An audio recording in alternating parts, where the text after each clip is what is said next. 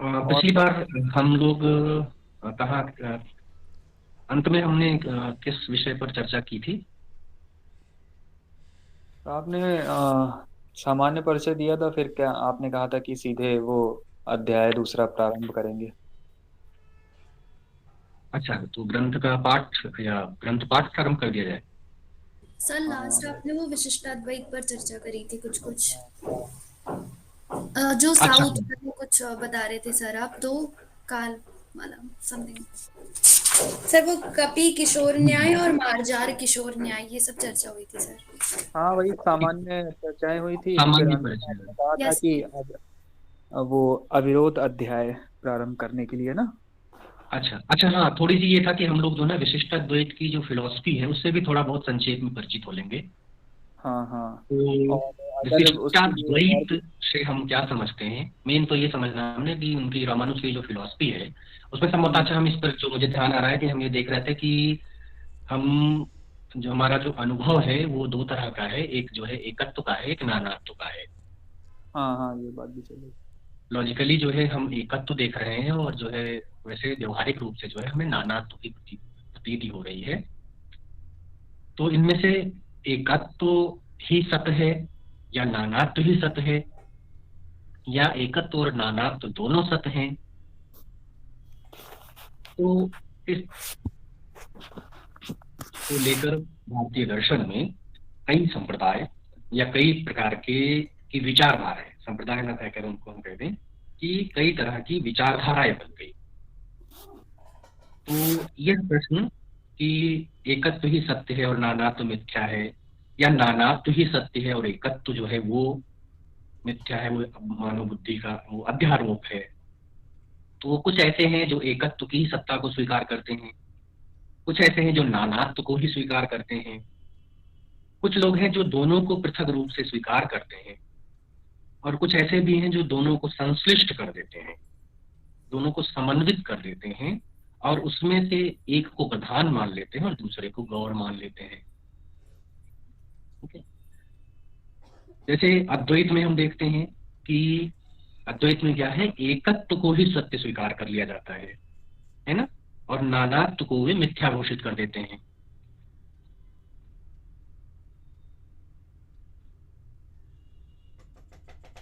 उसी तरह से जो मध्व हैं वो द्वैत को स्वीकार करते हैं, भेद को स्वीकार करते हैं। या जो अन्य वस्तुवादी दर्शन हैं, नैयायिक इत्यादि हैं, वे जो हैं द्वैत को स्वीकार करते हैं, भेद को स्वीकार करते हैं। जो रामानुज हैं, रामानुज जो है वो इसका समन्वय करते हैं। जो एकत्व और नानात्व की प्रतीतियां हैं जो कि परस्पर विरोधी, इस इनके परस्पर विरोधों का समन्वय करके वे जो है विशिष्टाद्वैत का प्रतिपादन करते हैं। विशिष्टाद्वैत को अगर आप अलग अलग करें तो विशिष्ट है और अद्वैत है, विशिष्ट अद्वैत। और इसका अर्थ लिया जाता है द्वैत विशिष्ट एकत्व में। अद्वैत यानी उसका अर्थ आप एकत्व कर सकते हैं, वह एकत्व जो द्वैत विशिष्ट है। तो शाब्दिक अर्थ जो है वो विशिष्ट अद्वैत का है द्वैत विशिष्ट अद्वैत में। और इसकी जो एटमोलॉजी है वो की जाती है कि भाई द्वैत क्या है, तो द्वयोर भाव द्विता। द्वयोर भाव द्विता, दो का जो भाव है, भेद का जो भाव है, भिन्नता जो है, वो द्वैत कहलाती है। द्विता ही द्विता एव द्वैतम, जो द्वैत का द्वित्व का भाव है वही द्वैत कहलाता है। और फिर विशिष्ट जो अद्वैत है, न द्वैतम इति अद्वैतम, पहले हम अद्वैत तक पहुंचते हैं। द्वयोर भाव द्विता, द्विता एव द्वैतम, न द्वैतम इति अद्वैतम। तो अद्वैत का अर्थ क्या हुआ, द्वैत का निषेध।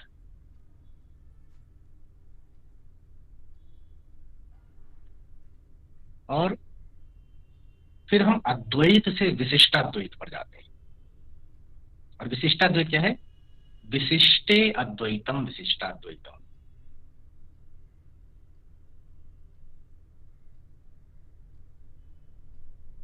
जो द्वैत विशिष्ट अद्वैत है। और विशिष्ट क्या हुआ? सामान्य रूप से विशिष्ट का अर्थ है जो विशेषण से युक्त है। विशिष्ट माने विशेषण युक्त। और विशेषण और विशेष, इन शब्दों से आप परिचित हैं। विशेषण किसको कहते हैं? विशेषण कौन होता है? विशेषण का की परिभाषा क्या है? विशेषण का स्वरूप क्या है? व्यावर्तक होता है। व्यावर्तक होता है। व्यावर्तकम विशेषणम, व्यावर्त्यम विशेष्यम। जो व्यावर्तन करे, अलग करे, भिन्न करे, वो विशेषण है। और उस विशेषण के द्वारा जिसको व्यावर्तित किया जाए वो क्या है? विशेष्य है। जैसे रक्तः घटः, ठीक, रक्तः घटः, इसमें कौन विशेषण है, कौन विशेष्य है?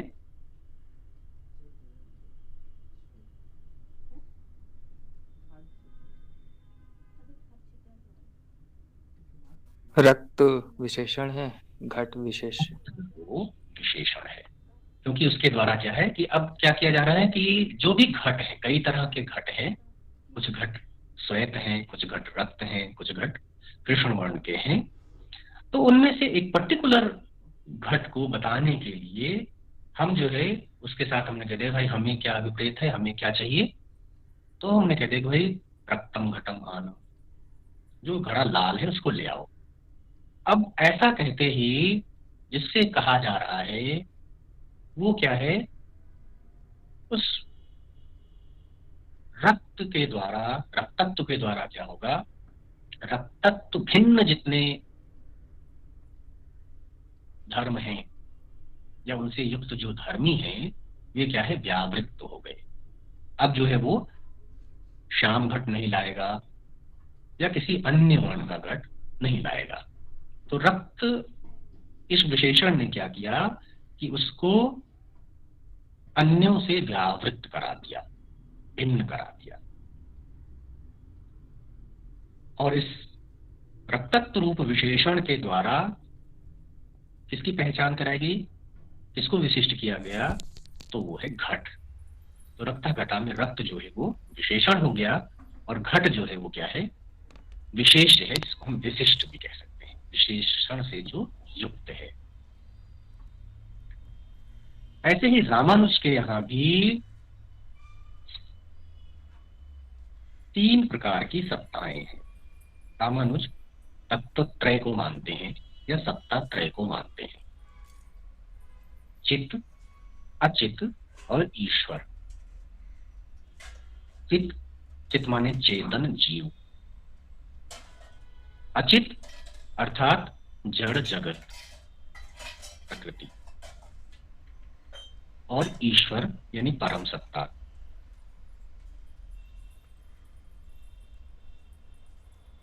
इनके मध्य में वे कहते हैं कि द्वैत विशिष्ट अद्वैत है। जो ईश्वर है या जो अद्वैत है वो क्या है?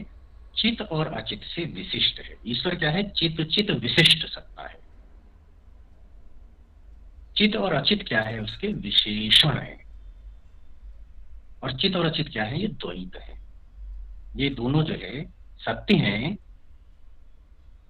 और उनके मत में द्वैत और अद्वैत दोनों ही सत्य हैं। द्वैत भी सत्य है और अद्वैत भी सत्य है, किंतु द्वैत और अद्वैत में जो स्तर है उनका वो एक जैसा नहीं, दोनों समान स्तर के नहीं है। जो अद्वैत है वो मुख्य है, प्रधान है, और जो द्वैत है वो क्या है? गौण है। और ये दोनों जो है आपस में संबंधित है, द्वैत और अद्वैत क्या है, ये आपस में संबंधित है। कैसे? तो कहते हैं कि भाई द्वैत जो है वो अद्वैत का विशेषण बन जाता है। अद्वैत प्रधान जैसे विशेषण और विशेष में विशेष की प्रधानता होती है, वैसे ही द्वैत और अद्वैत में अद्वैत की प्रधानता है। द्वैत क्या है, वो उसका विशेषण है। तो ये जो विशेषण से युक्त अद्वैत है, द्वैत विशिष्ट अद्वैत है। अद्वैत कैसा है?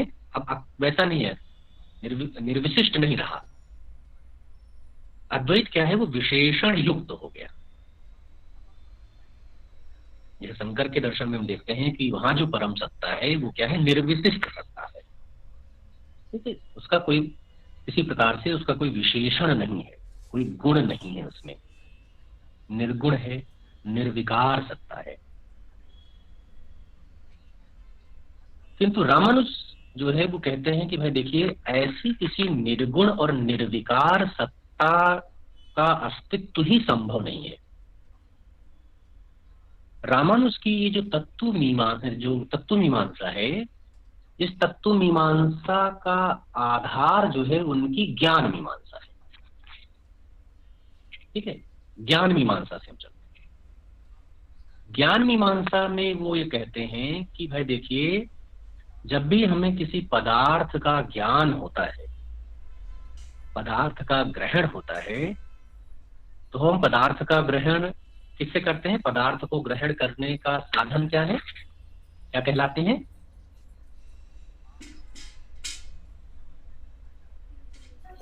ज्ञानेंद्रिया, ज्ञानेंद्रियों से और विषय वस्तुओं का ज्ञान होता है गुरुजी। ओवरऑल जो है कई सारे उससे प्राप्त होता है ना। प्रमेय का ज्ञान जो है, अगर आप इसको और एलेबोरेट करें, प्रमेय को जानने के साधन क्या है? प्रमाणों से, प्रमाण से जानते हैं। प्रमाणों से तो किसी भी वस्तु का अस्तित्व है, किसी भी वस्तु की सत्ता है, इसको जानने के लिए क्या है, उसका ज्ञान होना आवश्यक है, जैसा नैयायिक कहते हैं। ठीक है, कि जो पदार्थ है, ज्ञेयता जो है सबका धर्म है। अब जब हम प्रमाणों पर विचार करते हैं, इस प्रक्रिया पर विचार करते हैं कि प्रमाणों के द्वारा जब हम विषय का, ऑब्जेक्ट को ग्रहण करते हैं, तो वो जो पदार्थ होता है वो कैसा होता है? सविशेष होता है या निर्विशेष होता है? जब भी आप किसी प्रमाण से किसी पदार्थ का ग्रहण करते हैं, पदार्थ का ज्ञान करते हैं, तो वह गृहीत होने वाला जो पदार्थ है, यानी प्रमाण का जो विषय है, वो हमेशा सविशेष होता है रामानुज के अनुसार। कोई भी पदार्थ जो है वो निर्विशेष नहीं होता है। निर्विशेष यानी आकार प्रकारहीन जो है, ऐसे किसी वस्तु की सिद्धि के लिए कोई भी प्रमाण संगत नहीं है।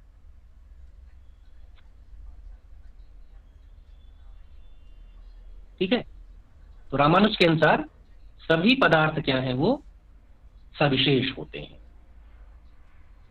अब आप ये पूछ सकते हैं कि भाई जो निर्विशेष या निर्विकल्पक ज्ञान होता है, निर्विकल्पक प्रत्यक्ष होता है ना, जहां नैयायिक यह मानते हैं कि वहां पर जो है वो विशेषण उनका बोध नहीं होता है, उनका ज्ञान नहीं होता है। तो निर्विकल्पक में तो ऐसा होता है। निर्विकल्पक प्रत्यक्ष में रामानुज जो है ऐसे निर्विकल्पक प्रत्यक्ष को नहीं मानते हैं, इस प्रकार का, जहां पर वो ये कहते हैं कि निर्विकल्पक प्रत्यक्ष में भी सविशेष वस्तु की ही प्रतीति होती है। और अगर ऐसा ना हो तो जो सविकल्पक प्रत्यक्ष में होता है, डिटर्मिनेट परसेप्शन होता है, उसमें जो हमें बोध होता है यह वही है।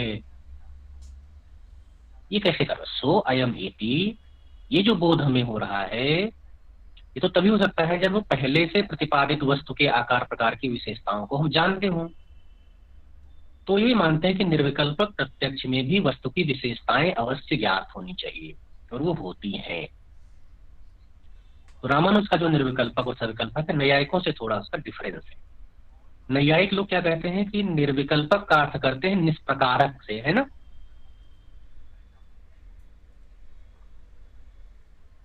निर्विकल्पक का स्वरूप को क्या बताते हैं? निष्प्रकारकम। निष्प्रकारक ज्ञान। निष्प्रकारक का अर्थ क्या है? विशेषण रहितम। जहां पर हमें क्या है, वस्तु की सत्ता ही ज्ञात रहती है, ऐसा कह सकते हैं ना, इदम किंचित। ये इसको निष्प्रकारक कहते हैं। हाँ सर। Yes sir. ठीक। रामानुज जो है वो निर्विकल्पक की दूसरी परिभाषा करते हैं।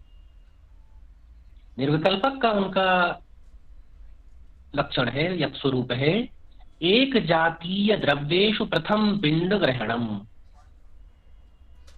एक प्रकार की वस्तुओं में पहली बार आप प्रथम बार उस वस्तु का ग्रहण करते हैं, प्रथम पिंड का ग्रहण करते हैं, घटा घटा घटा घटा इस तरह से, अयम घटा में। तो जो पहला है, जब कोई व्यक्ति पहले से ना देखे हुए अनधिगत अज्ञात पदार्थ को देखकर, जैसे उसने घट को देखा पहली बार और वो ज्ञान करता है कि अयम घटः, प्रथम घट का, तो ये क्या है, उनके अनुसार निर्विकल्पक है। एक जातीय द्रव्येषु प्रथम पिंड ग्रहणम। यहां यद्यपि घटत्व के रूप में घट का प्रकार प्रतिभाषित है, फिर भी जो है ये जो घटत्व है वो क्या है, दूसरे घट, एक जातीय द्रव्येषु का है, दूसरे जो घटों हैं उसमें भी अनुवृत्त है।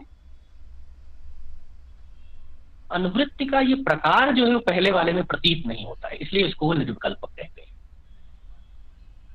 लेकिन जब हम वैसा ही दूसरा घट देखते हैं, तब हम क्या कहते हैं कि पहले देखे गए घट के आधार पर ही हम ये कहते हैं कि यह भी वैसा है, उसी जाति का है।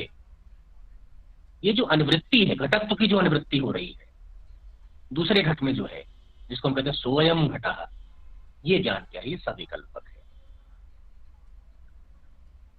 तो नैयायिक जो है सविकल्पक का अर्थ जो है रूपादि विशिष्ट घट से लेंगे। रामानुज का सविकल्प जो है एक्चुअली, अब स्वयं घटा को सविकल्पक ज्ञान कह रहे हैं। और सर नैयायिक ये के तो यहाँ पहले से ही अंडरस्टूड है कि सोयम जो है वो क्या है, विशेषण सहित ज्ञान है। जैसे तत्त्वमसि वाक्यार्थ में भी या अहम ब्रह्मास्मि वाक्यार्थ में भी ये बताया गया है, वेदांतियों ने भी बताया। और नैयायिक जो है वो तो सिर्फ इदम किंचित को कहते हैं, सोयम को तो वो भी शायद नहीं मानते। नहीं, स्वयं घटा को नैयायिक उनमें प्रतिभिज्ञा माना जाता है ना। हाँ सर। तो जो नैयायिक की प्रतिभिज्ञा है वो रामानुज का सविकल्पक ज्ञान है, उसको सविकल्पक प्रत्यक्ष कहते हैं। Okay sir. क्योंकि रामानुज जी कहते हैं कि भाई कभी भी जो है ना निर्विशेष ज्ञान नहीं हो सकता है, निर्विषयक ज्ञान नहीं हो सकता है। सभी प्रमाणों में सविशेष वस्तु का ही ग्रहण होता है।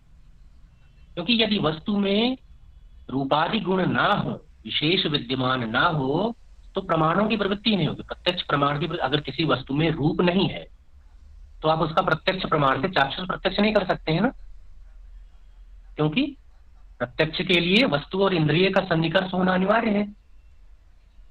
हाँ सर। तो जब तक वस्तु में कोई गुण नहीं है, कोई विशेष नहीं है, तब तक जो है किसी वस्तु का प्रत्यक्ष नहीं होता है। सर तरी प्रथम क्षणे उत्पन्नम द्रव्यम प्रत्यक्षम भवति उतना प्रत्यक्ष होता है, लेकिन वो कहते हैं कि उस प्रत्यक्ष में भी वस्तु का जो विशिष्ट है ना वो भासित होता है।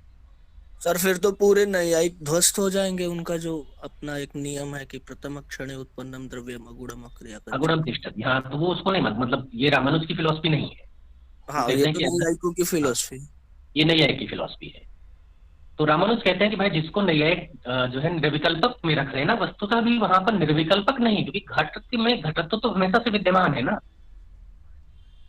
और जब आप ग्रहण करते हैं तो उसका भी बोध होता है आपको।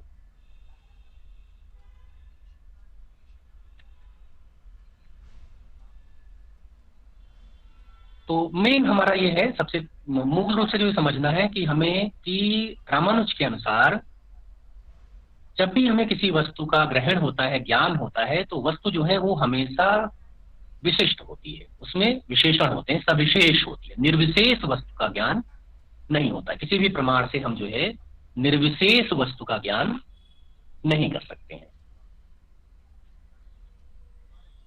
ये मूल है। ठीक है। जी सर। अब जब विशेष आ गया तो जाहिर है कि विशेष या विशेषण जब आ गया तो उससे एक विशिष्ट भी होगा। तो इसी को जो है वे तत्व मीमांसा में लाते हैं।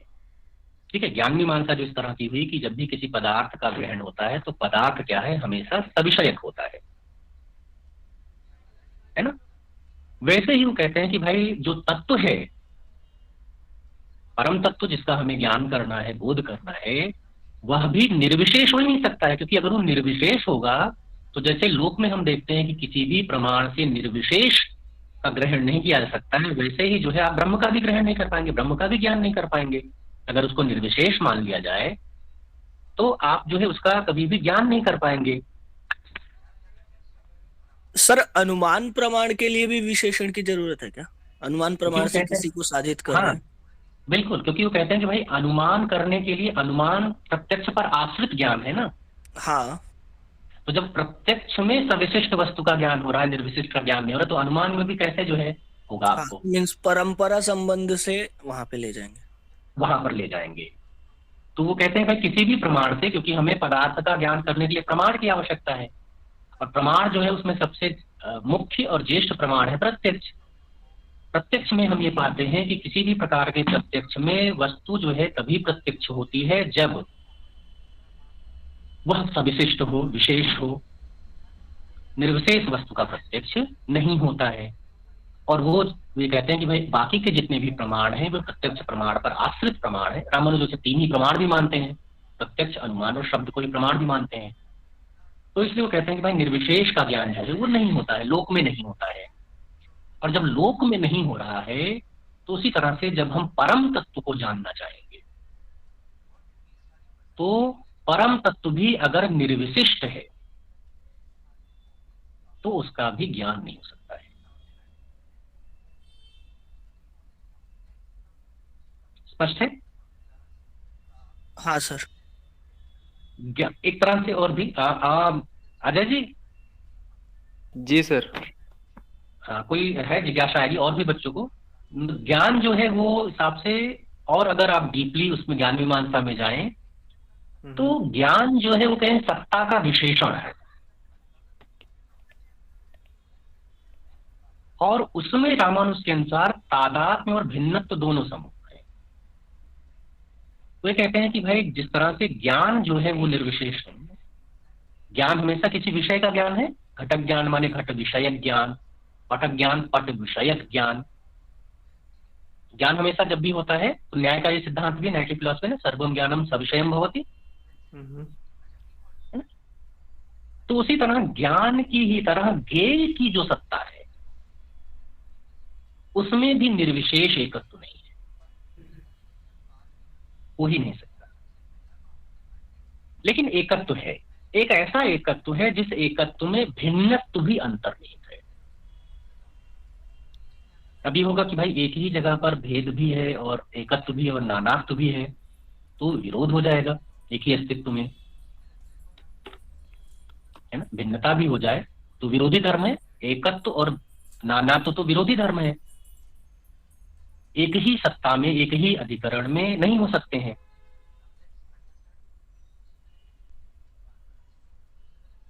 है ना। समस्या है। रामानुज का समाधान ये है, उनका आइडिया ये है कि जो भी भेद है वे सभी समस्त विशेषण या जो अंशांशी भाव है या भेद है वो सत्ता में है, लेकिन सत्ता के मूल स्वरूप को प्रभावित नहीं करता है। एकत्व में नानात्व जो है वो पिरोया हुआ है, ऐसे जैसे एकत्व का भी लोप ना हो, तो वे एकत्व और नानात्व का समन्वय कर देते हैं। रामानुज का ब्रह्म जो है, उनकी जो परम सत्ता है वो एक ऐसा एकत्व है जो नानात्व में अनुस्यूत है, एक ऐसा विशिष्ट है जो अपने विशेषणों को अस्वीकार नहीं करता।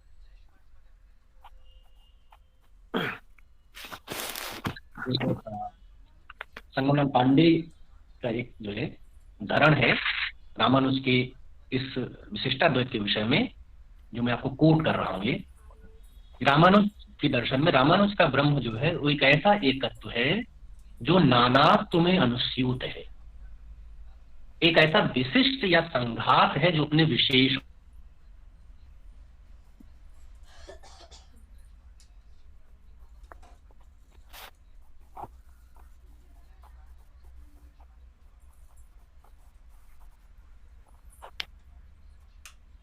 या एक ऐसा आधार है जो अपने आधेय का निषेध करता है।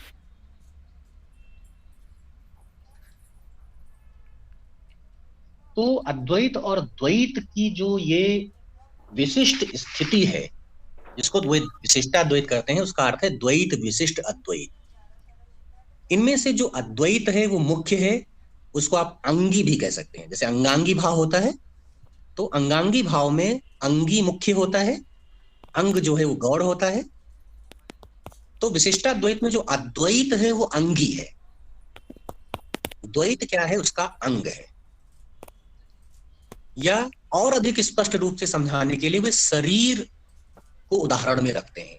जैसे हमारा अपना अस्तित्व है, सजीव शरीर है, जिसमें कॉन्शियसनेस भी है, ठीक है, और जड़ भी है। तो जो कॉन्शियसनेस है हमारे भीतर, वो जिसको हम आत्मा कहते हैं। अगर आप द्वैत और अद्वैत की इस विशिष्टता को समझना चाहें तो आप आत्मा जो है उसको अद्वैत कह सकते हैं। जो अद्वैत है क्या है, वो आत्मा है, और द्वैत उसका शरीर है। तो अद्वैत और द्वैत में क्या है, आत्मा और शरीर, जिस तरह से आत्मा शरीर से संबंधित है, आत्मा और शरीर का संबंध है, और वे दोनों मिलकर एक पूर्ण इकाई जो व्यवहार करती है उसको उपपन्न करते हैं। केवल चेतन से भी कोई व्यवहार नहीं हो सकता, केवल जड़ से भी कोई व्यवहार नहीं हो सकता। जब चेतन और जड़ इस प्रकार से संबंधित होते हैं तभी व्यापार देखने में आता है। अलग अलग दर्शनों में उस संबंध की अलग तरह से व्याख्या की गई है। जैसे सांख्य में प्रतिबिंबत्व तरीके से उसको समझाया गया है, वेदांती उसको अध्यास के तरीके से समझाता है। तो रामानुज के अनुसार जो है अद्वैत जो है उसको आप आत्मा कह सकते, जो कॉन्शियसनेस है हमारे भीतर वो अद्वैत है, और जो शरीर इंद्रियां आदि हैं, जो शरीर है मुख्यतः, वो क्या है, वो द्वैत है।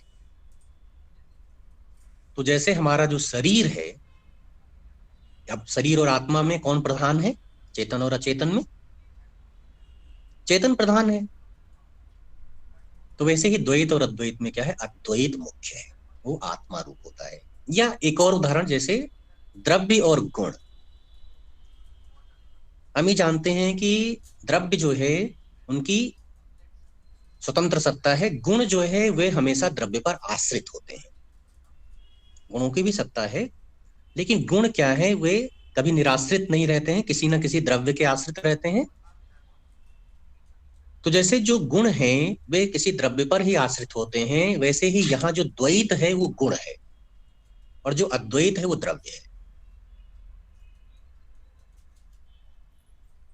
तो दोनों में जो है गुण गुणी भाव भी है।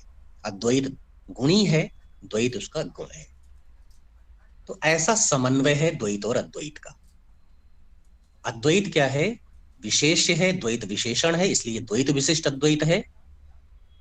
इसको आप अंगांगी भाव के तरीके से भी देख सकते हैं, जहां अद्वैत जो है वो अंगी है, द्वैत उसका अंग है। आप इसको आत्मा और शरीर के रूपक से समझ सकते हैं। अद्वैत क्या है, वो आत्म रूप है, और द्वैत क्या है, वो शरीर रूप है।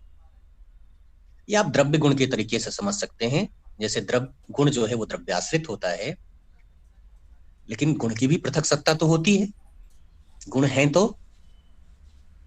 वैसे ही द्वैत और अद्वैत भी दोनों सत्य हैं, लेकिन द्वैत क्या है, वह अद्वैत पर आश्रित है।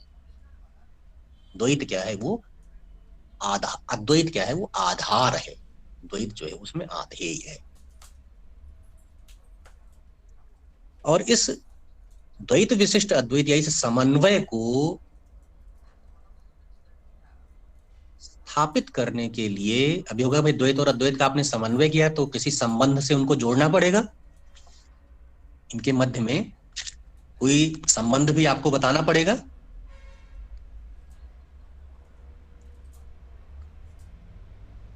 तो रामानुज के दर्शन में द्वैत और अद्वैत के मध्य इस विशिष्ट अद्वैत की संकल्पना के लिए, विशिष्टता अद्वैत की संकल्पना के लिए वे जो है अपृथक सिद्धि नाम का एक संबंध मानते हैं। अपृथक सिद्धि।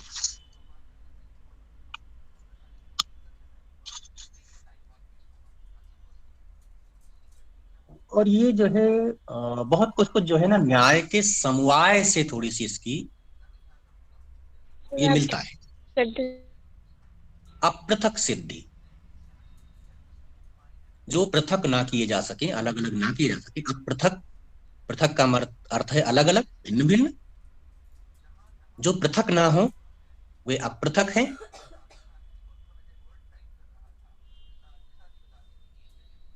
रामानुज का ये जो अपृथक सिद्धि संबंध है, क्योंकि हम ये देखते हैं कि जो संबंध होता है, संबंध, जिन दो मुख्य संबंध के भेदों से हम परिचित हैं वे कौन कौन से हैं संबंध?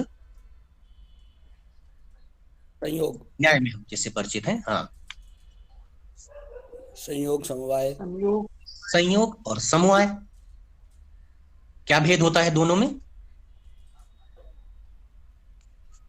एक अगर आपको क्लासिकल डिफरेंस बताना हो संयोग और समवाय में, गुण और गुणी में जो है कि समवाय होता है और दोनों उसमें द्रव्यों में संयोग होता है।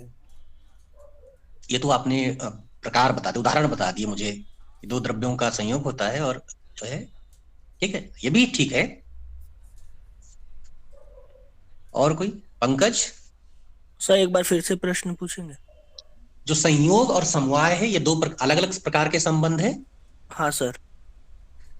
इनका जो भेद है, संयोग समवाय की जो भिन्नता है, उस भिन्नता को अगर परिभाषित करना हो, किसी तरीके से जो पहचानना हो, एक जो है वो नित्य संबंध है और एक अनित्य संबंध। एक अनित्य संबंध है, एक ये आइडिया है, बिल्कुल ठीक है। एक और इस तरह से भी कह सकते हैं ना कि वह संबंध जो युत सिद्ध होता है।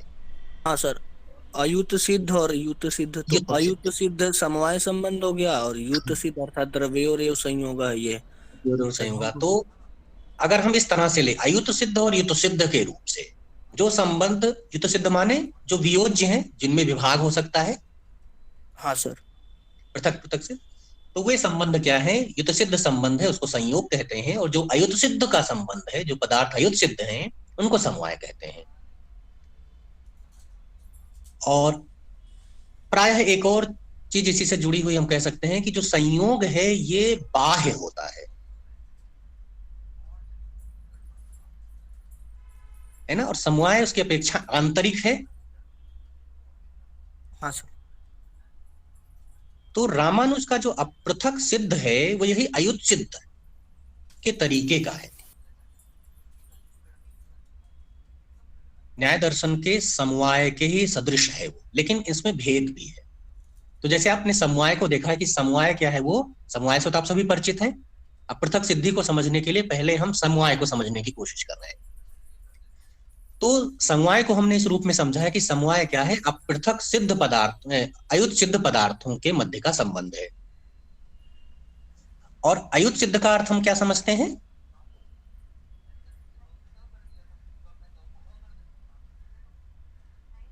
एकम अविनश्यत् सत् अपरम आश्रित एव अवतिष्ठते। हाँ, जहां पर दो जो हैं वो एक दूसरे से पर इस प्रकार से जुड़े रहते हैं या उनमें इस प्रकार का संबंध होता है कि उनको वियोज्य नहीं किया जा सकता है, अलग नहीं किया जा सकता है बिना सत्ता काल को छोड़कर, है ना। मतलब जब उसमें से होगा कि फिर एक ही रह जाएगा, दूसरा जो है जब उसको विनष्ट कर देंगे तभी वो अलगाव होगा।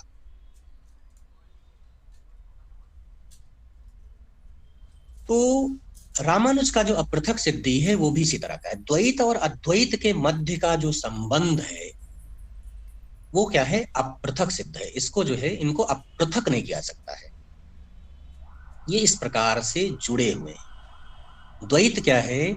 वह अद्वैत पर आश्रित है, जब भी रहता है हमेशा उस अद्वैत पर आश्रित होकर ही रहता है। जितना भी द्वैत है, जो भी द्वैत है, सभी समयों में, चाहे वह सृष्टि अवस्था हो तो ब्रह्म ही कार्य रूप से परिणत हो रहा है, जिसको हम कार्य ब्रह्म कहते हैं। तो यानी वो दो अवस्थाएं ब्रह्म की ले लेते हैं। ब्रह्म की एक कारण ब्रह्म है और एक कार्य ब्रह्म है। कारण ब्रह्म जो जितना भी द्वैत है, जो भी जगत प्रपंच है, ये क्या है, प्रलय अवस्था में उसी ब्रह्म में अवस्थित रहता है। तो जब तक अभिव्यक्त नहीं होता है, कार्य रूप से जब तक वह अभिव्यक्त नहीं होता है, तब तक जो है उसको हम कारण ब्रह्म कहते हैं। और जब वही स्वयं को अभिव्यक्त कर देता है जगत के रूप में, तो वही कार्य ब्रह्म कहलाने लगता है। इसलिए जो द्वैत है वो हमेशा क्या है, चाहे सृष्टि की अवस्था हो चाहे प्रलय की अवस्था हो, दोनों ही अवस्थाओं में वह जो है हमेशा अद्वैत पर आश्रित है। तो इस संबंध को जो है वो समवाय नाम ना देकर, एग्जैक्टली लगभग समवाय की तरह है दोनों का संबंध, लेकिन वो इसको समवाय ना कहकर अपृथक सिद्धि संबंध कहते हैं।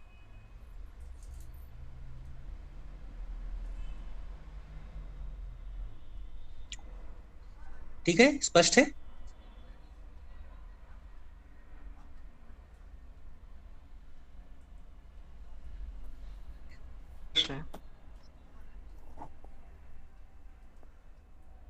अच्छा, आप ये पूर्णतः समवाय नहीं, समवाय से इसका कुछ एक भेद भी आप देख सकते हैं। दो बहुत महत्वपूर्ण भेद जो है, जो समवाय और अपृथक संबंध, अपृथक सिद्ध संबंध में बताए जाते हैं रामानुज के दर्शन में। एक तो ये कि समवाय की तरह अपृथक सिद्धि संबंध क्या है, वो संबंधित द्रव्यों से पृथक कोई बाह्य द्रव्य नहीं है। जैसे उनके यहाँ समवाय क्या है, पृथक पदार्थ भी है ना। नैयायिकों के यहाँ जो समवाय की पोजीशन है, समवाय क्या है, वो एक अलग पदार्थ भी है, संबंधियों से भिन्न, संबंधित द्रव्यों से पृथक एक बाह्य तत्व है। लेकिन अपृथक सिद्धि जो है वो कोई बाह्य द्रव्य नहीं है, कोई बाह्य तत्व नहीं, उसी में है। एक ये भेद है। दूसरा क्या है कि समवाय में, समवाय संबंध से जो वस्तुएं संबंधित होती हैं, वहां समवाय के द्वारा संबंधित होने पर भी वह एक दूसरे से बाह्य रहती हैं, अलग रहती हैं। समवाय के जो संबंधी हैं वे क्या है, एक दूसरे से भिन्न है, बाह्य है। इन्हें समवाय क्या है, दो पूर्णतः पृथक वस्तुओं के बीच है ना। गुण गुणी, क्रिया क्रियावान, जाति व्यक्ति, विशेष नित्य द्रव्य है।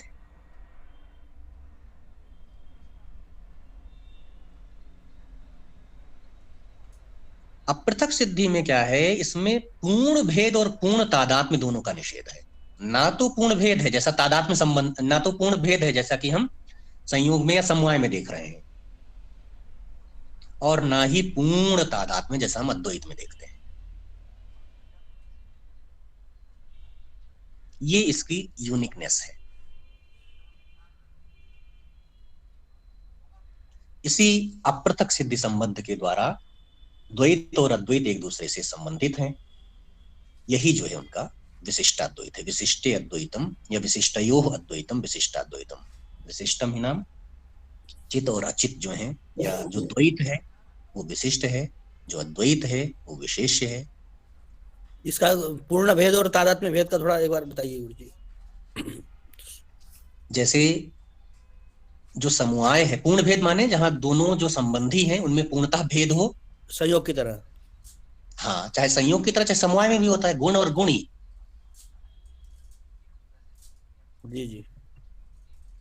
और जो तादात्म्य होता है वहां पर एक ही सत्ता होती है, सत्य के सत्य मिथो भेदो तादात्म्य। जी जी। जैसे ब्रह्म और सच्चिदानंद। जी। तो पूर्ण तादात्म्य की स्थिति है ये। यहाँ क्या है, पृथक सिद्धि में जो द्वैत और अद्वैत हैं, द्वैत और अद्वैत में क्या है, विशेषण विशेष भाव है।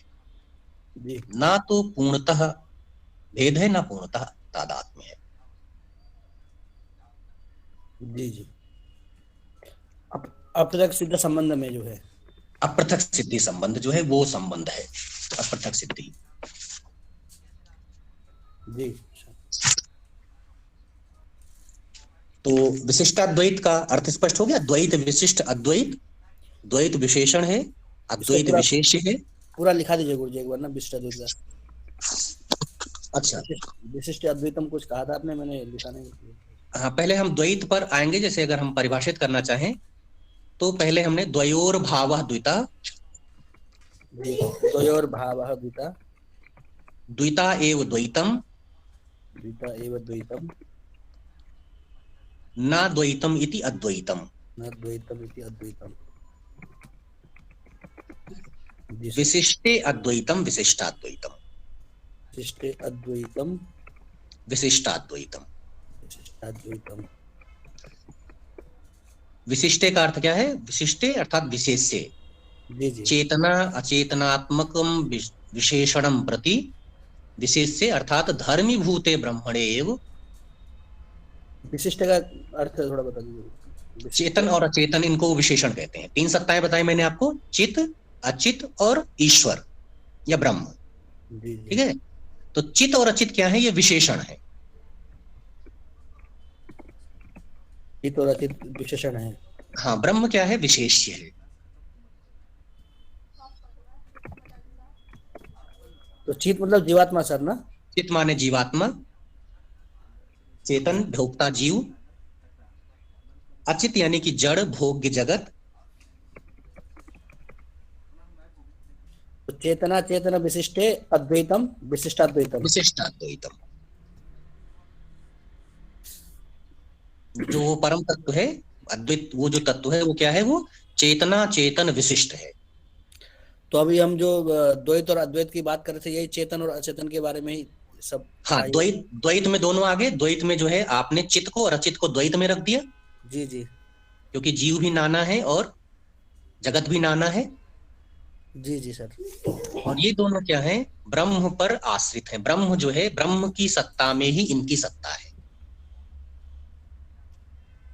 ये अचित में, ये द्वैत में दोनों सर, तो इन्हें त्रैतम क्यों नहीं कह सकते?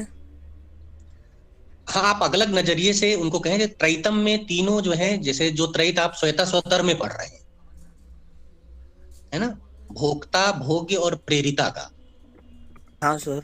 सेम पोजीशन है, भोक्ता भोग्य और प्रेरित। प्रेरित यानी ब्रह्म, भोक्ता और भोग्य यानी प्रकृति और जीव। उसी त्रैत का द्वैत नाम देने का क्या हो सकता है? त्रैतवाद कह देते। हमारी भी तो कुछ विशेषता होनी चाहिए। वो जो हमारा मत है, जबरदस्ती की विशेषता हो गई। नहीं, वो कहता है कि भाई हमारा जो आइडिया है उसको इस तरह से कहने का है। विशेषता जो है, जो मुख्य बातें हैं कि श्रुति वाक्यों का जो अर्थ है, उन श्रुति वाक्यों के अर्थ का जो हमारा अर्थ क्या करने का है, उनका व्याख्यान करने का जो हमारा पर्सपेक्टिव है, वो क्या है? वो जिस प्रकार का है, उस प्रकार की मीमांसा में उसको हम विशिष्टाद्वैत के तरीके से समझते हैं।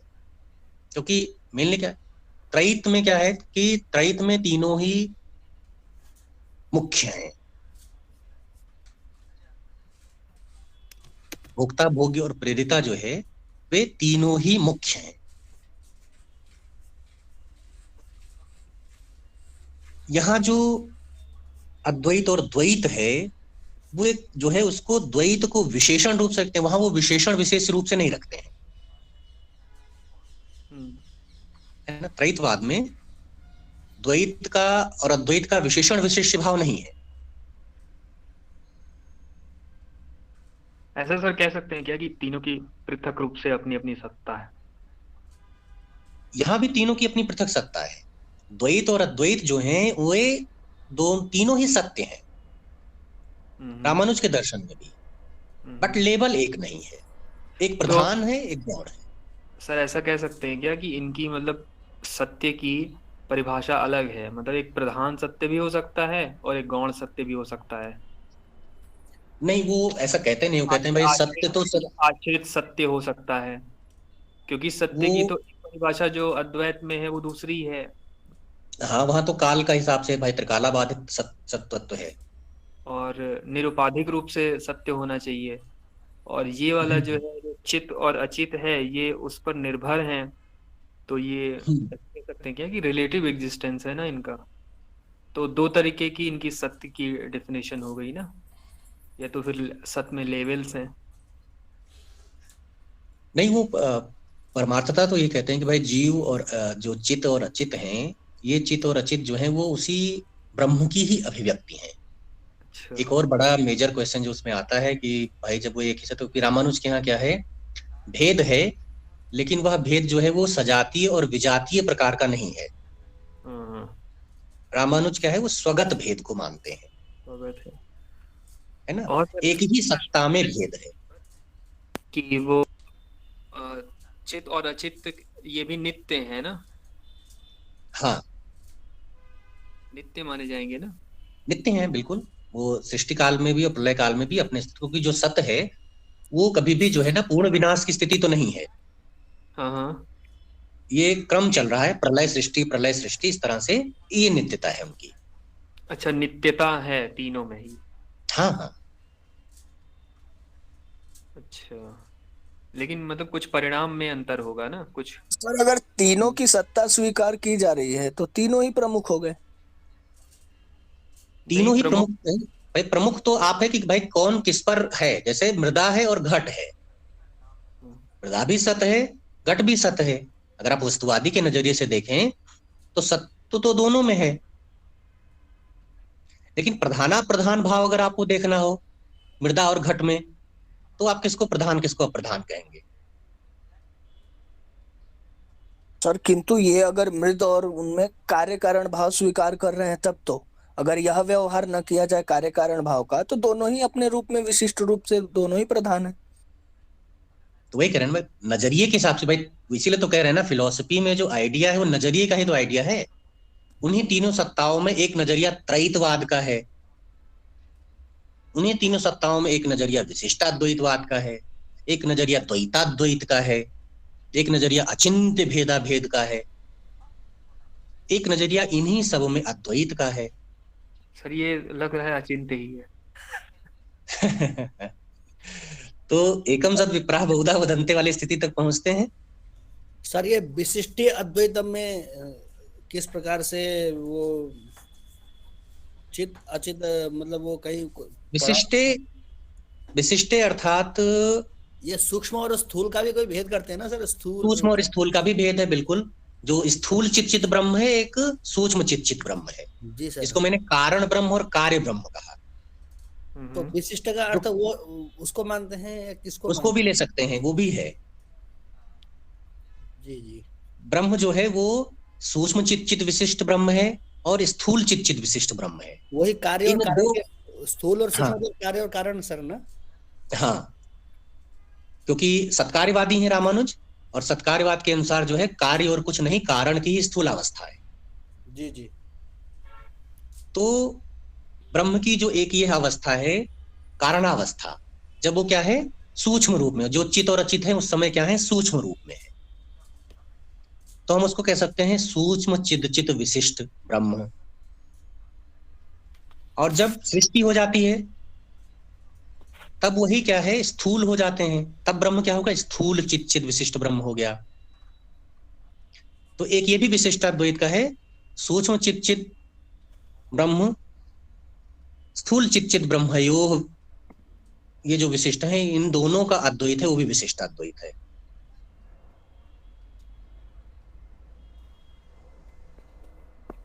सर और किस प्रकार से इनका आधार आधेय संबंध समझ सकते हैं, क्योंकि नित्यता और इसके बेसिस पे तो आधार आधेय होंगे नहीं, तो फिर हम किस आधार पर इनको आधार आधेय संबंध माने, इनके कोई पैरामीटर्स हैं क्या। आधार आधे इस रूप में भाई जो एग्जैक्टली हाँ, अब उसका कोई ऐसा उदाहरण, क्योंकि फिर आपको दूसरे में नित्यता और अनित्यता के, जैसे द्रव्य और गुण आप कहेंगे तो आप कहेंगे कि भाई एग्जिस्टेंस के लिए तो वो ईश्वर पर निर्भर है नहीं या ब्रह्म पर है नहीं, ठीक है। तो जाहिर सी बात है, अगर निर्भर है तो किसी और चीज के लिए निर्भर होगा। अभी तक तो सर मैं यही सोच रहा था कि एग्जिस्टेंस के लिए उसको निर्भर है। नहीं, जो अभिव्यक्ति है, जो उनकी सत्ता है, जो प्रकाश में आती है, उसके लिए तो जो है ना ब्रह्म का अस्तित्व जो है, ब्रह्म जो है उनका तो अंतर्यामी है, ब्रह्म तो उनका नियंता तो है ही। तो सर जैसे विशिष्टे अद्वैतम कहा है तो इनका आधार तो अद्वैत बन गया ना। हाँ, सप्तम में तो जो मतलब सूक्ष्म चेतचित और हाँ, स्थूल चेतचित जो जीव और शरीर है, उनका वो आधार है। जीव का आधार जो है वो अद्वैत है। मतलब अद्वैत से हम ले रहे हैं वो परमात्मा को, परम तत्व को, जिसको ब्रह्म कहते हैं या उसको ईश्वर भी कहते हैं, और उसको विष्णु भी जो है ना, श्री नारायण कहते हैं, जो श्रीनिवास नारायण। क्योंकि वो रामानुज की एक विशेषता है कि वे जो है उस ब्रह्म का, पर ब्रह्म का जो श्रुतियों में है उसको पर्सनलाइज कर देते हैं। जी सर।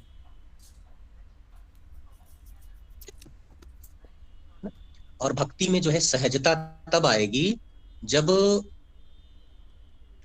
भगवान जो है उसका एक स्वरूप होगा, उसका एक व्यक्तित्व होगा। तो चूंकि रामानुज या जितने भी भक्ति वेदांती हैं, उनकी फिलॉसफी में भक्ति जो है वो मुक्ति का साधन है, मुख्य साधन है।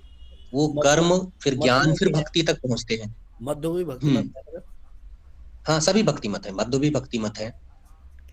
भक्त्या तुष्यति केवलम न च गुणैर भक्ति प्रियो माधवः, इस प्रकार के पद्य हैं सर। तो सगुण भक्ति करने के लिए जरूरी है कि भाई ईश्वर में गुण तो हो। सगुण का अर्थ ही है कि भाई जो गुण से युक्त हो।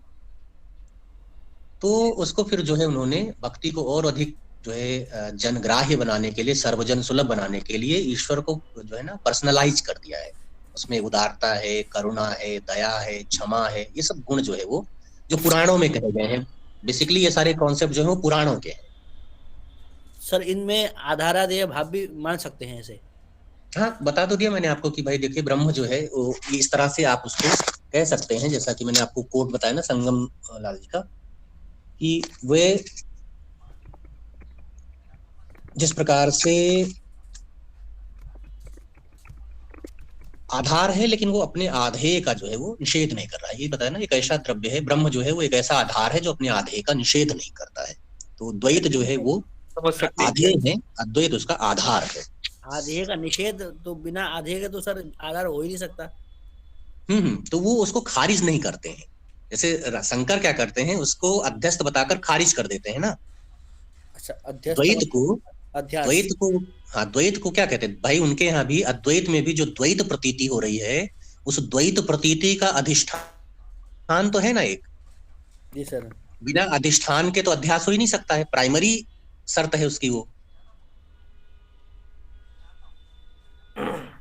अगर रज्जु ही नहीं होगा तो क्या कभी सर्प प्रतीति हो सकती है? अगर अधिष्ठान नहीं है, भ्रम के लिए तो अधिष्ठान चाहिए ना, और अधिष्ठान ही सत्य होता है। लेकिन शंकर क्या है, वे अधिष्ठान को यानी आधार को तो सत्य मानते हैं, आधे को सत्य नहीं मानते। रज्जु में प्रतीयमान सर्प सत्य नहीं उनके अनुसार ना, उसको तो मिथ्या कहते हैं ना, उसी को तो बस मिथ्या कह रहे हैं। वैसे ही ब्रह्म में जो जगत है वो क्या है, अध्यारोपित है, अध्यस्त है। इसलिए जगत क्या है, वो जगत का निगेशन करते हैं। आधे जगत आधे आधे का निगेशन कर रहे हैं वो। रामानुज जो है वो आधे का निगेशन नहीं करते हैं। वो ये कहते हैं भाई उसकी भी सत्ता है, वो भी सत्य है।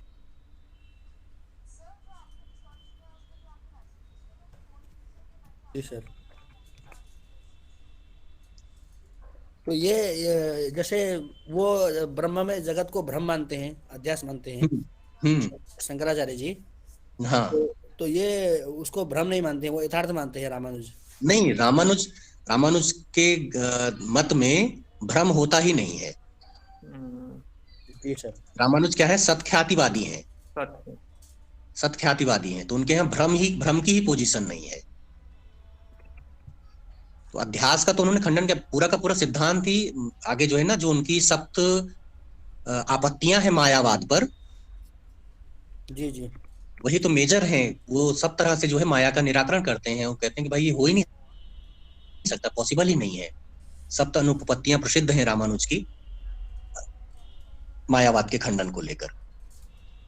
समझ गया सर।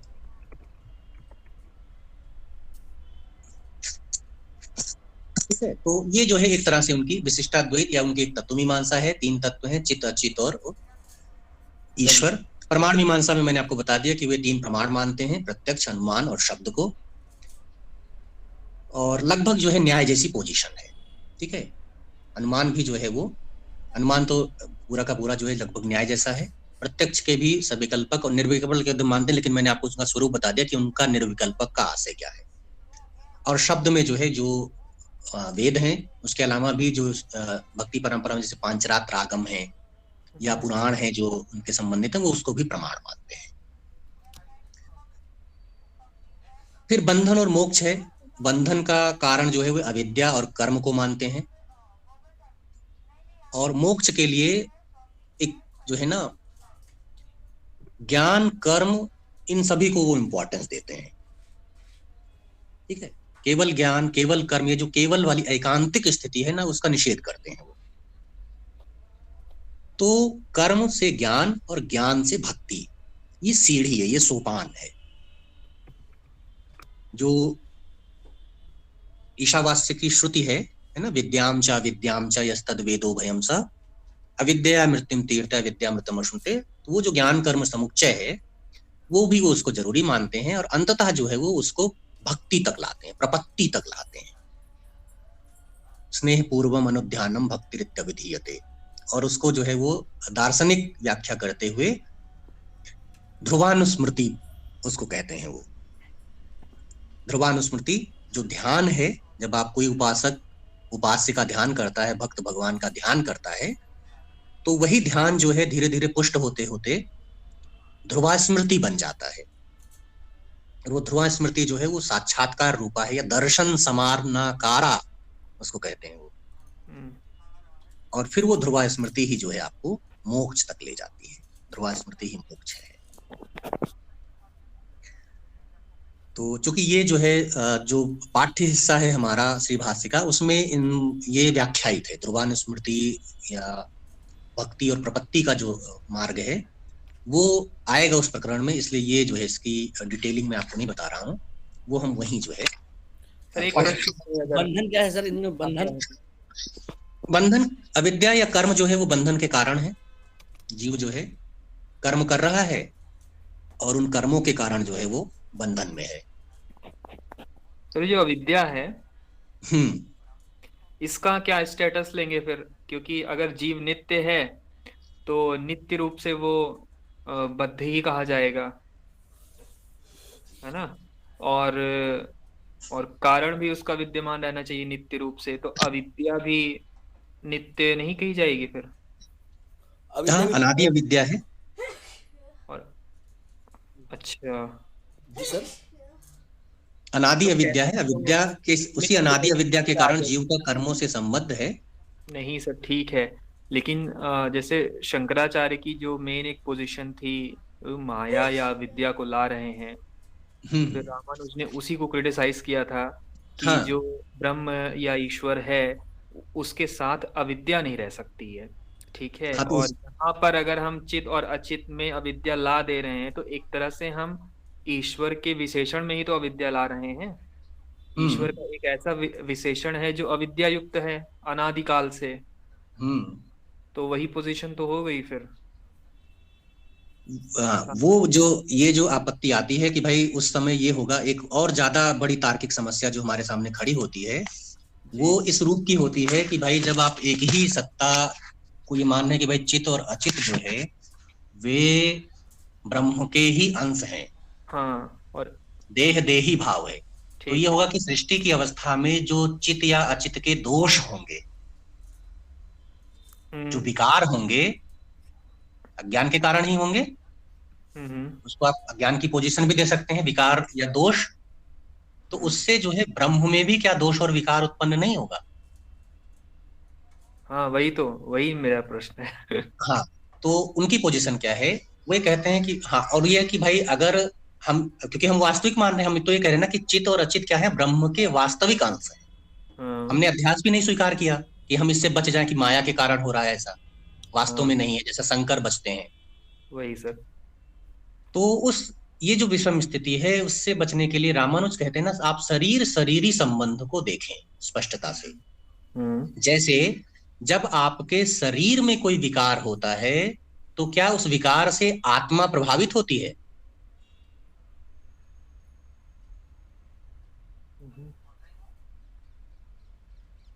आत्मा का तो अनुभव ही नहीं होता है। प्रभावित नहीं होती, हम यही मानते हैं ना श्रुति के हिसाब से। आत्मा जो है वो सभी अगर तरह से, मन की बात करें तो मन तो प्रभावित होता है।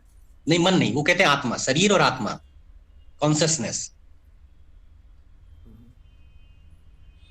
नहीं होता है। तो वैसे ही जगत के विकारों से या जगत के दोषों से, जागतिक त्रुटियों से ब्रह्म भी प्रभावित नहीं होता है। एक और वो दूसरा जो है ना, एक दृष्टांत भी देते हैं, लेकिन वो थोड़ा सा ज्यादा वो नहीं रखता है इसको समझाने के लिए, इसी प्रसंग को, कि जैसे राजा और प्रजा है। तो अब आप कह भी सकते हैं कि ऐसी पोजीशन भी आती है सत्ता में कि प्रजा के सुख दुख से जैसे राजा प्रभावित नहीं होता है। एनार्की में। हाँ सर ये तो है, पर बात सर वही वैसे ही आ जाती है ना, जैसे कि अब राजा उससे प्रभावित नहीं हो रहा है क्योंकि वो पृथक है उससे। यहाँ पर तो हमने पहले अपृथक सिद्धि मान लिया है। हाँ, तो वही कह रहे हैं कि भाई फिर उसके लिए उन्होंने शरीर और आत्मा का किया, तो वो हाँ। बहुत ज्यादा पुष्ट नहीं कर पाते हैं, क्योंकि हम ये भी कह सकते हैं कि भाई जगत को अगर हम ब्रह्म का विशेषण या उसका अंश मान रहे हैं या देह देही भाव मान रहे हैं, तो आप जगत के दोषों के आरोपण से बच नहीं सकते हैं, छूते नहीं रह सकते हैं। ठीक है। और सर अविद्या का कोई कारण नहीं है? अविद्या भी ऐसे मतलब कि ये जन्मजात ही है? ऐसे किसी कॉन्सेप्ट से, अच्छा मैं आपको फिर से स्पष्ट रूप से करूंगा, क्योंकि मुझे अपनी एग्जैक्टली जो है उनकी कोई पोजीशन जो है इस तरह से हो जहां पर उन्होंने व्याख्यायित किया हो, क्योंकि वे शंकर स्वीकृत अविद्या का तो खंडन करते हैं। ठीक है। वो कहते हैं भाई अविद्या जो है वो ज्ञान का अभाव है, वो भाव रूप, मेन खंडन उनका क्या है, अविद्या भाव रूप नहीं हो सकती है। क्योंकि अगर वो भाव रूप होगी ना तो उसका निषेध संभव नहीं है। जो सत्य है उसका अभाव नहीं किया सकता फिर, तो वो उस पोजीशन का खंडन करते हैं। एग्जैक्टली उससे उन्होंने अपनी कोई पोजीशन डिक्लेयर की है, ये मुझे देखना पड़ेगा। मेरे छोटे से अध्ययन में मुझे एक ये मतलब से अभी तक सुलझी नहीं है, जो मतलब भक्ति संप्रदाय में जो बंधन का कारण जो होता है ना वो नहीं समझ में आया।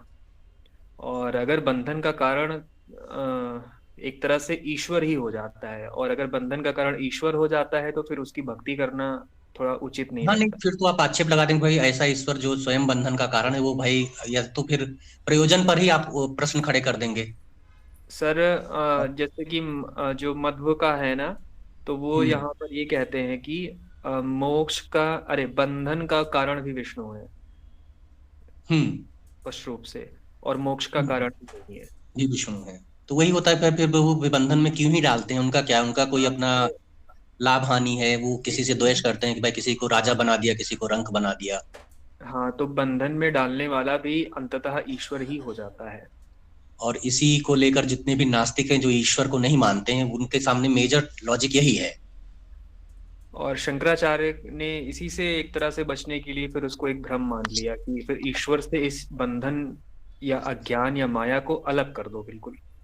हाँ, लेकिन अब उनके यहाँ भी देखिए कि उनकी भी अगर हम ये पोजीशन देखें तो माया जो है वो उसको क्या मानेंगे? माया का ब्रह्म से कोई रिलेशन है कि नहीं है? दोनों में वहां भी समस्याएं हैं। माया में अगर शक्ति शक्तिमान का भाव जैसा मानते हैं तो आप अलग नहीं कर सकते हैं ना, फिर तो ब्रह्म को भी उससे संबंधित मानना ही पड़ेगा। तो वो दोष तो उनके ब्रह्म में भी आने लगेंगे। तो फिर अद्वैत की भीति भी जो है वो बिखरने लगेगी। हाँ, वहां पे यहाँ पे गिरने लगती है, और ये भक्ति मार्ग की यहाँ पर गिरने लगती है कि मोक्ष, अरे बंधन का कारण जब ईश्वर को कर्म को मानते हैं, कर्म को। कर्म तो है ही सर, लेकिन कई जगह मैंने सीधे सीधे पढ़ा कि वो जैसे अथातो ब्रह्म जिज्ञासा में वो जिज्ञासा कर्तव्य इसलिए है मध्व के अनुसार कि विष्णु प्रसादात है पहली बात तो, और फिर ये कहते हैं कि जो जिसने हमें बंधन में डाला है वही हमें मोक्ष दे सकता है। तो कहते हैं कि मोक्ष का कारण वही है, विष्णु है, इसीलिए हम ब्रह्म की जिज्ञासा करते हैं। अच्छा, हाँ, अब बंधन का कारण भी वही है एक्चुअली। बंधन का कारण भी वही, फिर वही हो गया। बस जब वही सत्ता है, अद्वैत ही मुख्य सत्ता है, तो सारा का सारा द्वैत भले ही सेपरेट है उससे, लेकिन वो उससे रिलेटेड तो है, वो उसको आधार प्रदान कर रहा है। उसको कारण तो बनना ही पड़ेगा किसी ना किसी तरीके से, या तो कोई और एक्सप्लेनेशन हो इसका। हाँ, मे भी हो, अभी हमने उतना पढ़ा ना हो, इस वजह से अभी जितना है, जितनी पोजीशन हमारे सामने है वो, अगर ये पोजीशन मान के चलेंगे तो फिर इसमें बस एक ही समस्या है कि ऐसे ईश्वर की भक्ति में सुविधा नहीं होती है। बिल्कुल बिल्कुल। या तो फिर कुछ ऐसा कुछ और माने कि ये अविद्या कहीं और से आई है, या फिर ये जीव ने ही उत्पन्न की है, पहले सब नित्य थे, जीव का ही कुछ कार्य है, ऐसा भी नहीं है।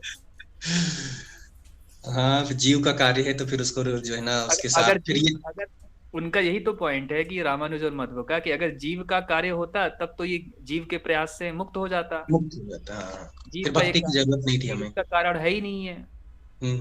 अगर ज्ञान उसके पर्सनल अज्ञान के कारण बंधन होता तो वो ज्ञान प्राप्त करके मुक्त हो जाता।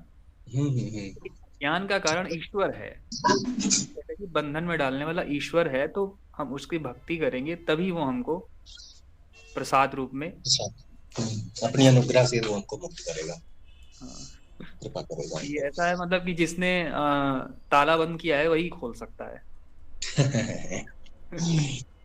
हाँ, बस वही है कि हाँ, या तो वो ये करे कि भाई वो खुद खोलने आए, या वो आपको एक चाबी दे दे।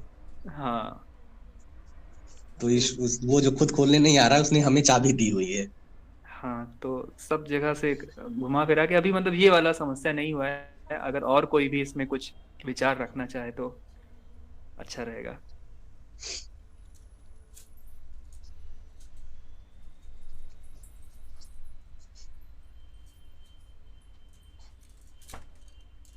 ये लोग अब सोच के विचार रखेंगे अगली बार।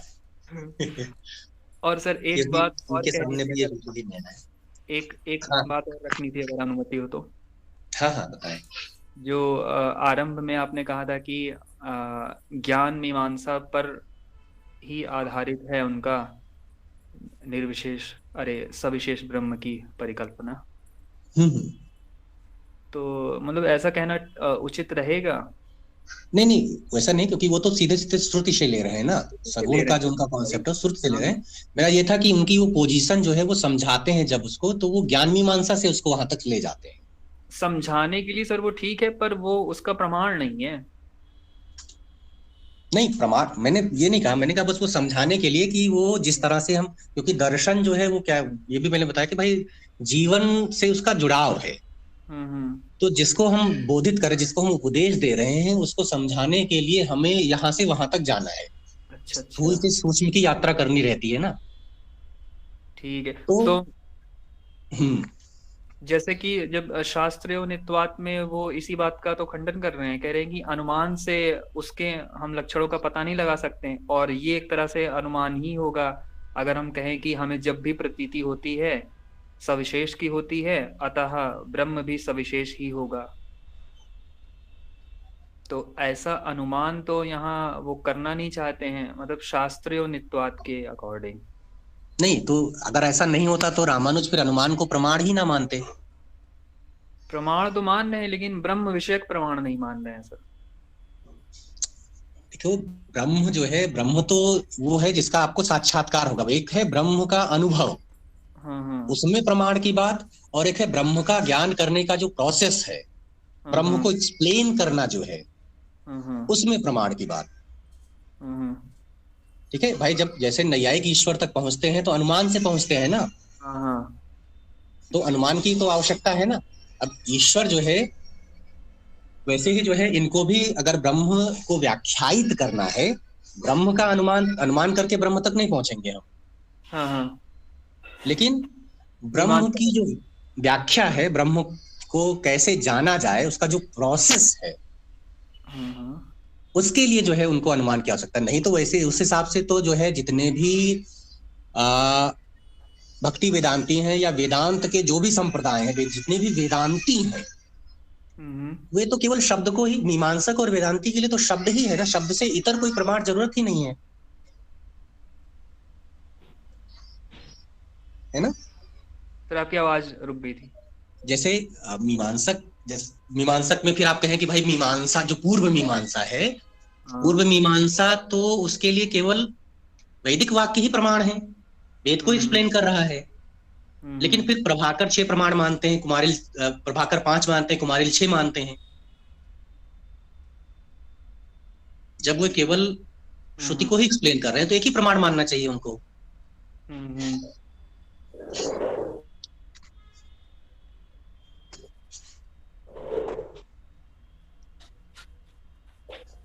ठीक है सर, वो मतलब समझाने के लिए है। हाँ, वो समझाने के लिए है कि भाई एक वही कह रहे हैं ना, वेदांत में जैसी पोजीशन है कि भाई एक है ब्रह्मानुभव, ब्रह्म साक्षात्कार, उसमें किसी प्रमाण की प्रवृत्ति नहीं है। लेकिन एक है ब्रह्म ज्ञान का प्रोसेस, अधिकारी जो है वो ब्रह्म को कैसे जानेगा कि ब्रह्म कैसा कैसा है। तो एक तो शब्द प्रमाण से हम कह रहे हैं, फिर प्रक्रिया को बताने के लिए हमें अन्य प्रमाणों की सहायता लेनी पड़ेगी, क्योंकि अन्य प्रमाणों से हमारा जो संबंध है वो प्रत्यक्ष का बिल्कुल सुस्पष्ट है।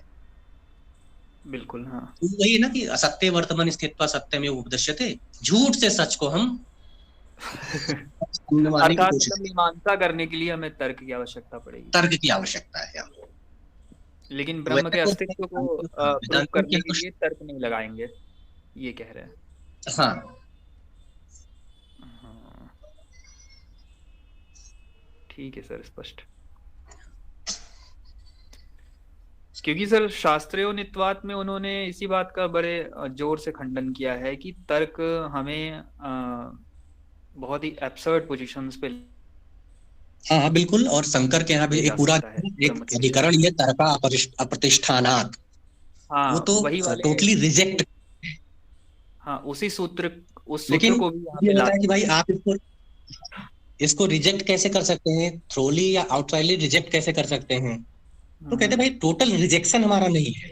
फिर वो कहेंगे भाई अनुमान जो इस तरह का है, श्रुति मूलक अनुमान और श्रुति विरुद्ध अनुमान।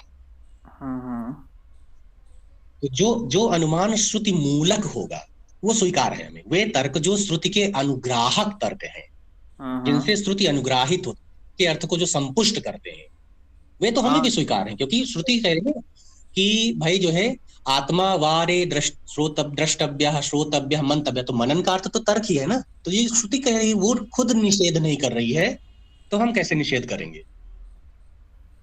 ठीक है, मतलब इसमें बलाबल व्यवस्था है मीमांसा की तरह। हाँ, बलाबल की व्यवस्था है कि भाई वो देखेंगे कि भाई आप जस्टिफाई कैसे करेंगे। तो उन्होंने कहा कि भाई हम जो है वो अनुमान, क्योंकि उस अनुमान से तो हम वहां पहुंच नहीं सकते हैं, लेकिन क्योंकि जो सत्य है, जो एक तथ्य है, उसका सभी प्रमाणों से ज्ञान हो रहा है। जैसे सर ने या हम लोग भी बताते हैं कि भाई एक ही अग्नि है, प्रत्यक्ष से भी उसी अग्नि का ज्ञान है, अनुमान से भी उसी अग्नि का ज्ञान है, शब्द प्रमाण से भी उसी अग्नि का ज्ञान है। तो वो जो बोध है, अग्नि ज्ञान एक ही प्रकार का है, लेकिन अलग अलग प्रमाणों से किया जा रहा है, अलग अलग साधनों से किया जा रहा है। तो उन साधनों में वैमत्य भले ही हो, लेकिन अल्टीमेट जो जानना है आपको, जो ग्रहण करना है, वो तो ज्ञात हो रहा है ना। तो किसी भी तरीके से ज्ञात कर लीजिए।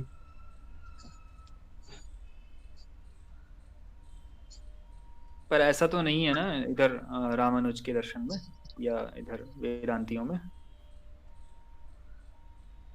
जो अद्वैत वेदांत की पोजीशन है, उनके यहाँ जो प्रमाणों की व्यवस्था है, वे उनके यहाँ ब्रह्म में केवल शब्द ही प्रमाण है।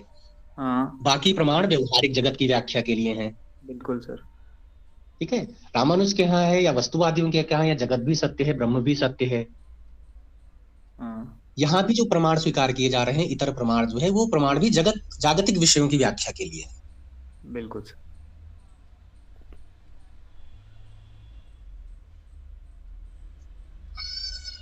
और ब्रह्म में सिर्फ शास्त्र ही प्रमाण है।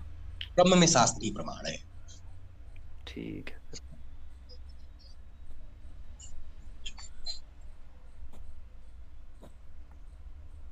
ठीक है, फिर हाँ अगले नेक्स्ट क्लास से फिर हम टेक्स्ट पढ़ेंगे श्री भाष्य का। सर बैकग्राउंड में ही इतनी समस्या आ गई है।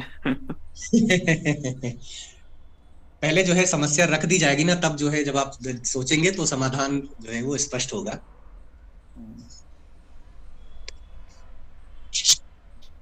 और वो समस्या, ये समस्या सभी दर्शनों के साथ है, जिनको भी आप कोशिश करेंगे, जितना अधिक विचार करते जाएंगे तो किसी ना किसी तरह की समस्या सबके यहाँ मिलेगी आपको। एक दो पॉइंट कहीं ना कहीं फंस जाता है सबका। हाँ, तो कहीं ना कहीं तो सबके यहाँ समस्या, उनमें से जो कम समस्यात्मक है उसी को लेके वो हमारी जो है, या हमारी चॉइस है कि हम किसको जो है मान लेते हैं।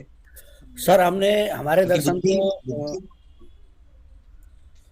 सर हमारे दर्शन जो है, मैं ऐसे जिज्ञासा से पूछ रहा हूँ कि ये सब तो हमारे दर्शन को जो है ईश्वर परमात्मा वेद को ही तो सिद्ध करने के लिए हम लोग सब ऊपर नीचे मतलब अपने तर्क युक्तियां कर रहे हैं।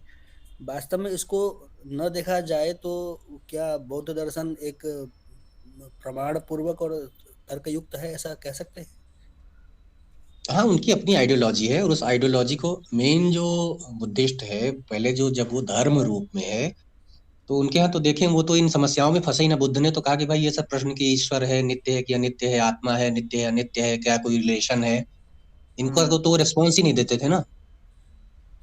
जी जी, तो उनके यहाँ भी समस्या तो होंगी ना सर? मतलब मैं ये कह रहा हूँ कि सभी के यहाँ समस्या है तो उनके यहाँ भी है, उनके यहाँ भी बहुत सारी समस्याएं हैं ना, बहुत सारी समस्याएं हैं, उनके यहाँ भी समस्याएं हैं, समस्याएं सबके यहाँ ऐसा तो है कि सर जैसे कि इंडियन फिलोसफी में तो दो पैरेलल ट्रेडिशन चलते हैं, और ये बौद्ध के और वैदिक, और जो जो जैसा जैसा प्रोग्रेस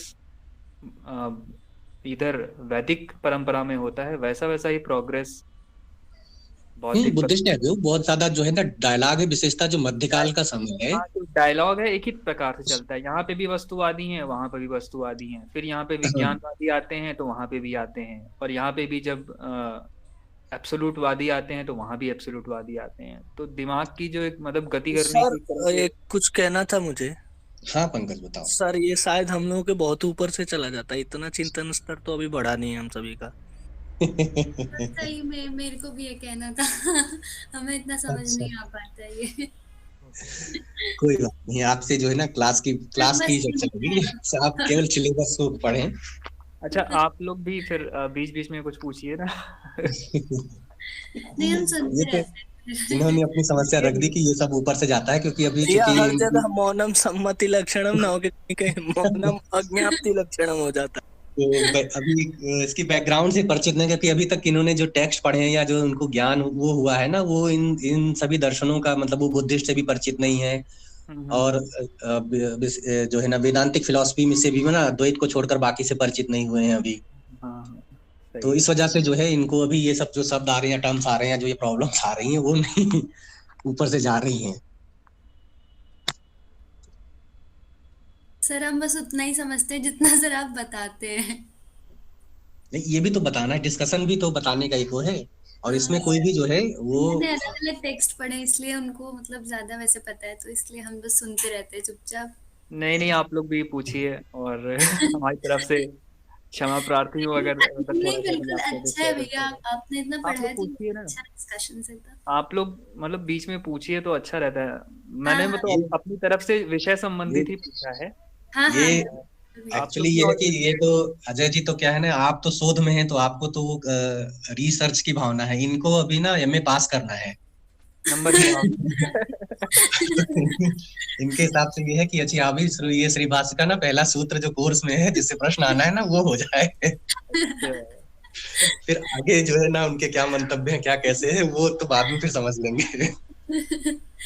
उससे क्या मतलब है हमें। नहीं, फिलहाल अभी उतना नहीं सोच पाते ना हम, क्योंकि अब वहां पहुंचे नहीं है। आप लोग जो है नित्य मुक्त हो। अब अगर आप ये ना सोचें कि भाई ये सब बंधन है, ये सब है, आप आंख बंद किए रहे सुसुप्ति में है तो भी मुक्ति है ना, वो सिमिलर है। ठीक है सर। तो श्रुति ही कह रही है कि उस अवस्था में वे सता सौ में संपन्नो भवति समअपीतो भवति। चलिए ठीक है, फिर अगली क्लास में। Yes sir, thank you sir, नमस्ते। सभी लोग प्रसन्न रहें, स्वस्थ रहें।